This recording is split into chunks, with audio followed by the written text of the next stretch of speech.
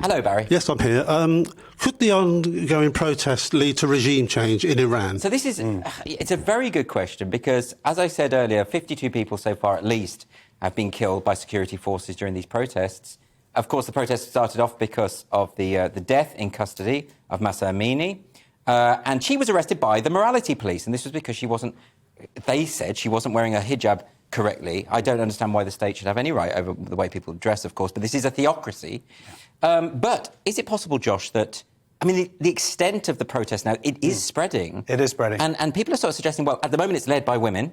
If men came on board as well... Well, some men are coming on board to protect women and their artists and people singing songs. Also, the Iranian football team covered up their jumpers the other day and sort of in protest, their tops. So it is spreading. The majority of the population, I believe, is under 30. It's a very young country. Yes. In terms of demographics.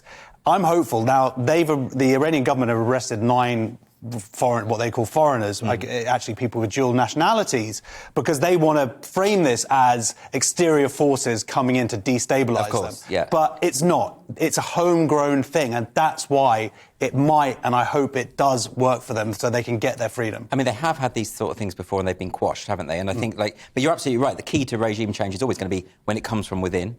But might, Steve, there be a chance here, insofar as there's a lot of disillusionment with the Iranian regime? I mean, there has been for a long time. But at the moment, given that they've been under sanctions and that the way in which things have been run hasn't been good for the people who live there, there's that sense of disillusionment in tandem with the obvious oppression of women within the country that people are just now sick of. And, of course, you know, the revolution is within living memory. Some people do remember what it was like to live in Iran without these restrictions. You know? So is it possible that this could work? Definitely. It's about critical mass, isn't it? And you just listed things that add to that mass. And well, I hope, for one, that there is that change. I love the way that the protests are being referred to as the anti-revolutionists. It's like, you've been in for long enough that you are now the establishment, and actually the revolution would be bringing back freedom to people who deserve it. Is that how the Iranian state are framing it? But also, there was this very powerful video I saw this week from a family who had their daughter who had been murdered this week, and they came out, and all of them, they had the sister, the parents, and they said they've had their loved one taken away from them,